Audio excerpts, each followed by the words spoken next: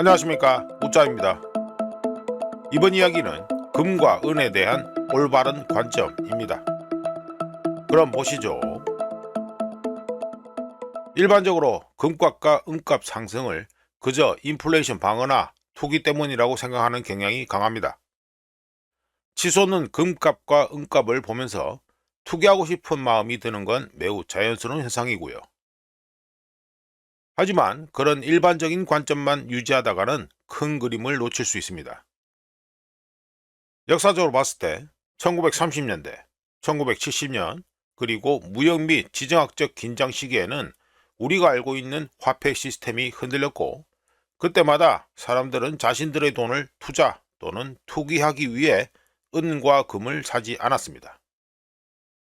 왜냐하면 금과 은은 약속에 기반한 시스템, 즉 화폐 시스템 밖에 있으며 편리한 것과는 아예 거리가 멀지만 내구성 있는 자산, 즉 가치를 잘 보존하기 때문입니다. 이거 억수로 중요한 차이입니다. 여담을 해보면 금과 은은 일상생활에서 사용하기에 전혀 편리하지 않습니다. 금과 은은 무겁고 정확하게 나눌 수 없으며 거래를 할 때 순도를 확인하기 위해 하염없이 기다릴 가능성이 큽니다. 일상생활에서 금과 은은 가격이 온스, 무게로 표시되지 않으며 가치가 자주 변동하기 때문에 식료품을 사는 데 사용하면 억수로 혼란스럽게 느낄 것입니다. 게다가 금과 은 거래 시 붙는 수수료에다가 사소한 지출에도 세금을 부과할 수 있으며 금과 은을 자산으로 취급하는 규정 또는 위험이 생길 수도 있는 등 현실적인 문제도 존재합니다. 간단하게 스마트폰 결제로 예를 들어보지요. 디지털 화폐는 빠르고 정확하며 널리 사용되고 영수증이 발행되고 환불도 되며 사기 방지에 최적화되어 있는데요. 이게 바로 거래용 화폐가 최적화된 목적입니다. 물론 금과 은에 문제가 있다는 것은 아닙니다.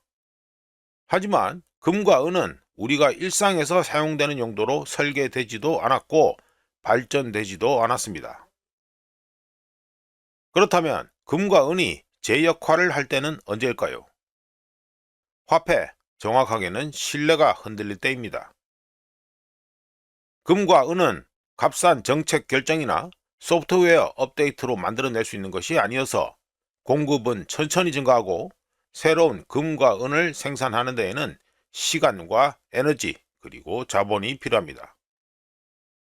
이를 통해 확보되는 금과 은의 희소성은 장기간에 걸쳐 통화 가치가 하락하거나 시스템이 재편될 때까지 구매력을 유지하고 금과 은을 보유한 사람 또는 국가들의 자산을 보존하는 데 도움이 됩니다.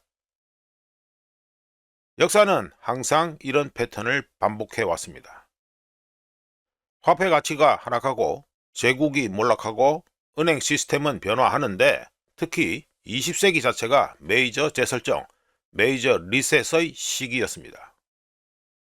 세계 거의 모든 국가들은 금속 기반 화폐, 대표적으로 금본위제에서 순수 명목 화폐로 이동했으며 1971년 이후 금은 공식 화폐는 아니었지만 세계 어떤 정부의 재정 상태에도 의존하지 않는 중립자산으로서의 기준점 역할을 하게 되었습니다. 중앙은행들이 여전히 금을 보유하는 이유도 바로 이 때문입니다. 그리고 2026년 지금처럼 무역 갈등과 자본 재조정이 일어나는 시기에 금과 은 같은 금속으로 몰리는 이유도 과거와 똑같습니다. 공황 매매가 아니라 전 세계적으로 신뢰가 유지되는 걸 전제로 하는 자산에서 벗어나 재배치되는 것입니다. 그렇다면 앞으로 어떻게 될까요? 금과 은을 바라보는 가장 올바른 방법은 예금 계좌를 대체하는 것이 아니라 일종의 보험으로 생각하는 것입니다. 소비를 위해 설계된 시스템에서는 기존 화폐로 소비하고 통화전쟁에서 어떤 통화가 승리하든 상관없이 가치를 유지하는 자산에 투자하는 것으로 말이죠. 즉, 금과 은에 대한 투자 규모를 현명하게 조절하고 목표에 맞는 형태를 선택하며 보관 및 유동성을 계획해야 합니다. 매일마다 금과 은 가격을 확인할 필요는 없습니다. 왜냐하면 금과 은은 조용히 그리고 때로는 수년 동안 묵묵히 제 역할을 다하다가 갑자기 다시 주목받게 될 것이기 때문입니다.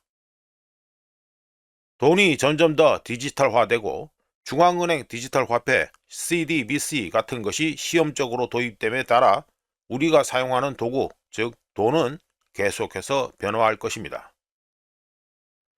금과 은은 마트 계산대에서 사용하는 결제 수단이 아닐 수 있으며 실제로 그럴 가능성은 제로에 가깝습니다.